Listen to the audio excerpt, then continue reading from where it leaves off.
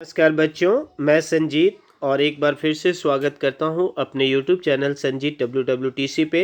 आज हम लोग क्लास 9 के मोमेंट्स बुक का स्टोरी लास्ट लीप का पार्ट 2 लेकर आया हूं। उम्मीद करूंगा कि आपको ये कहानी काफ़ी पसंद होगी। मैंने इसके पहले एपिसोड में आपको बताया था कि सू और जॉन्सी जो रहती है वो दो फ्रेंड रहती है, और इसमें क्या होता है कि जॉन्सी का जो है वो तबीयत अचानक बिगड़ जाती है, और यानी कि उसे निमोनिया हो जाती है और उसके मन में ऐसा साइकोलॉजी बैठ जाती है, उसका माइंड सेट इस प्रकार से हो जाता है।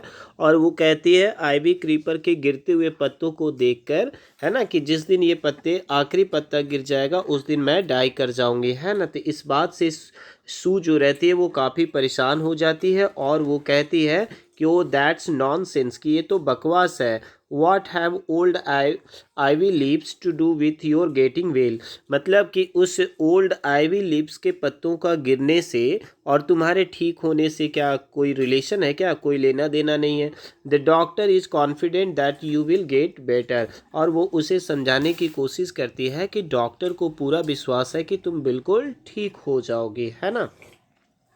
इस बात पे Johnsy did not say anything, Johnsy कुछ नहीं कहती है, और Sue went and brought her a bowl of soup, और शू जो रहती है उसके लिए एक कटोरी सूप लेकर आती है उसे पिलाने के लिए। तो वो जॉन्सी देखिए अब क्या कह रही है, I don't want any soup, कि मुझे कोई सूप वूप नहीं चाहिए, है ना। आई एम नॉट हंग्री, मतलब मुझे भूख नहीं लगी है।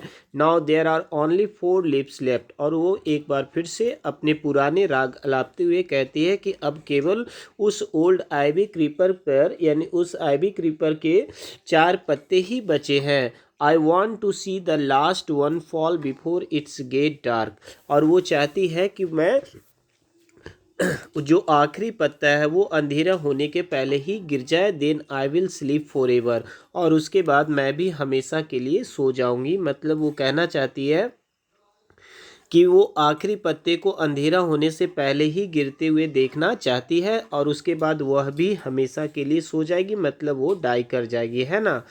सू सैट ऑन जॉन्सीज बेड, सू इस बात को सुन के काफ़ी घबरा जाती है और उसके बगल में बैठ जाती है बेड पे, है ना। किस्ड हर, और उसको चूम लेती है और कहती है you are not going to die, कि तुम नहीं मरोगे, है ना। I can't draw the curtain for I need the light, और वो कहते हैं कि I can't draw the curtain, कि मैं पर्दे को नहीं सरका सकती, मतलब पर्दे को बंद नहीं कर सकती, क्योंकि मुझे लाइट की ज़रूरत है। I want to finish the painting and get some money for us, क्योंकि वो एक आर्टिस्ट रहती है ना, और इसीलिए वो कहती है कि मुझे पेंटिंग को फिनिश करना है क्योंकि मुझे कुछ पैसे की भी आवश्यकता है हम लोगों के लिए।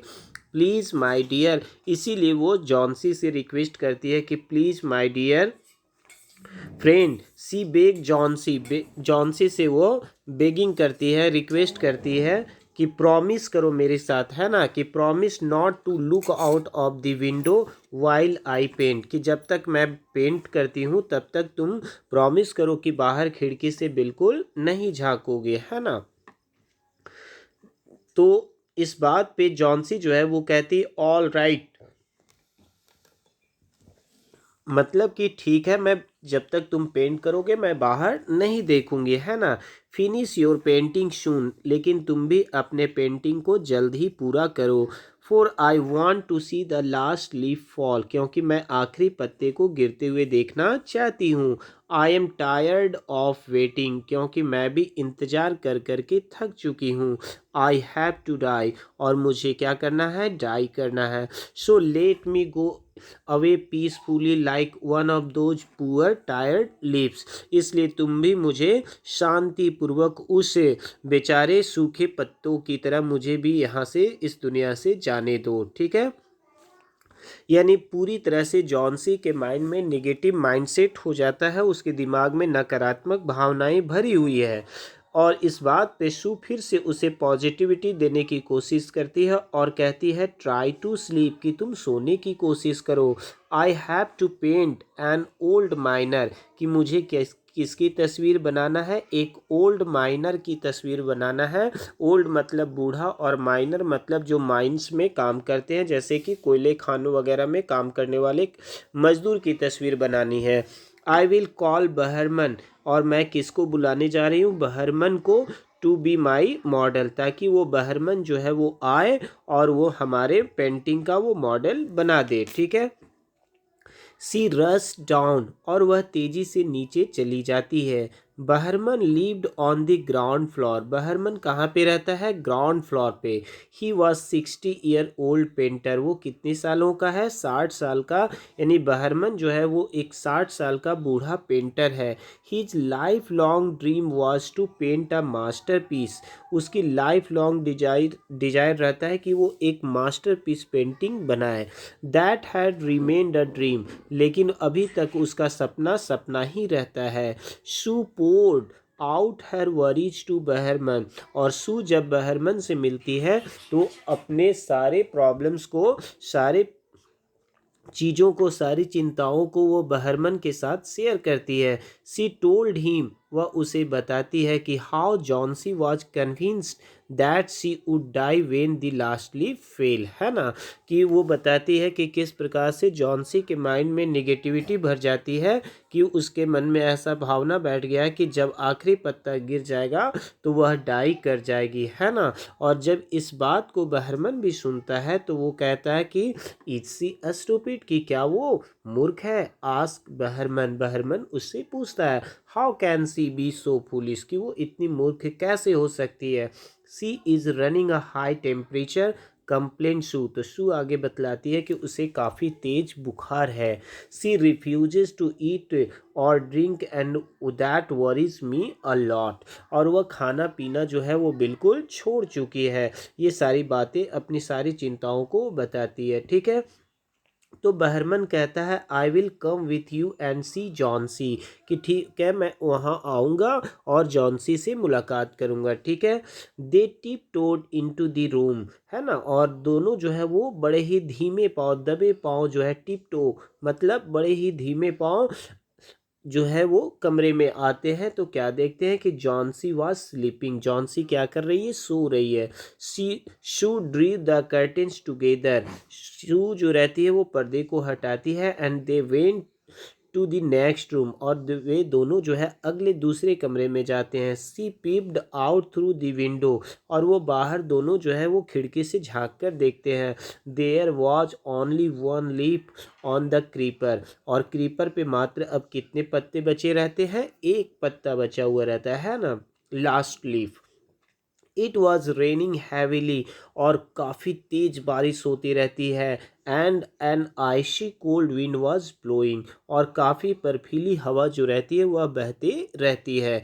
इट सीम्ड एज दो, ऐसा प्रतीत होता है, the leaf would fall any minute now, ऐसा लगता है कि वो आखिरी पत्ता भी किसी भी वो वक्त गिर जाएगा, है ना। बहरमन did not say a word, he went to back to his room, है ना। और बहरमन जो है वो कुछ भी नहीं कहता है और वो तेजी से अपने कमरे में आ जाता है। ठीक है। जॉन्सी वो कप नेक्स्ट मॉर्निंग, जॉन्सी जो है वो अगली सुबह जब उठती है ना, इन अ फीमेल वॉइस, बड़े ही कमज़ोर आवाज़ में वह पूछती है शू से, ड्रॉ द कर्टेन्स, कि वो पर्दे को हटाने के लिए वो शू को कहती है। शू वाज नर्वस, शू भी बहुत घबराई रहती है कि आखिरी पत्ता पता नहीं क्या हुआ है या नहीं हुआ। She ड्रीव back the curtains very reluctantly, वह हिचकिचाते हुए उस पर्दे को हटाती है। आगे देखिए लिख रहा है कि ओ शू एक्सक्लेम, शू जो है वो आगे चीख कर कहती है, look at the vine creeper, कि उस वाइन क्रीपर को देखो। Look there is still one leaf, कि देखो अभी भी उस पे एक पत्ता बचा हुआ है ना। It looked quite green and healthy in spite of the storm and fierce winds. It did not fall. वो बतलाना चाहती है कि वो पत्ता अब बिल्कुल कैसा दिख रहा है, तो हरा भरा दिख रहा है और हेल्दी दिख रहा है। In spite of the storm and fierce winds it did not fall. इस भयानक तूफान में भी वो पत्ता जो है वो नहीं गिरा। ठीक है, अब मैं आगे स्टोरी को आपको शॉर्ट में समझा देने की कोशिश करता हूँ, है ना। एक्चुअली में वो लास्ट लीफ जो रहती है वो गिर गया रहता है और बहरमन जो रहता है वो अपने मास्टरपीस जो उसका बनाने का ड्रीम रहता है वह खुद से उस लीफ में, उस वाइन क्रीपर में, उस ओल्ड आइवी क्रीपर में अपने पेंटिंग के माध्यम से एक इतना ब्यूटीफुल मास्टरपीस पेंटिंग बना देता है जिससे वो लगता है कि वो लास्ट लीफ गिरा नहीं बल्कि अभी भी उस पर वाइन क्रीपर से, उस ओल्ड क्रीपर से लगा हुआ है। लेकिन उस बरसात में, उस तूफान में उसे बाहर रहना पड़ता है नाइट में उस पेंटिंग को बनाने की वजह से, जिस वजह से बहरमन को अब निमोनिया हो जाती है और बहरमन जो है वो मर जाता है निमोनिया की वजह से। और जॉन्सी, जैसा कि उसका माइंड में ये बात बैठी रहती है कि जब लास्ट लीफ गिर जाएगा तो वह मर जाएगा, लेकिन जब वो देखती है कि लास्ट लीफ गिरता नहीं है तो उसके अंदर भी जीने की चाहत जाग जाती है और दोनों फ्रेंड्स जो है वो बिल्कुल फिर एक साथ रहते हैं।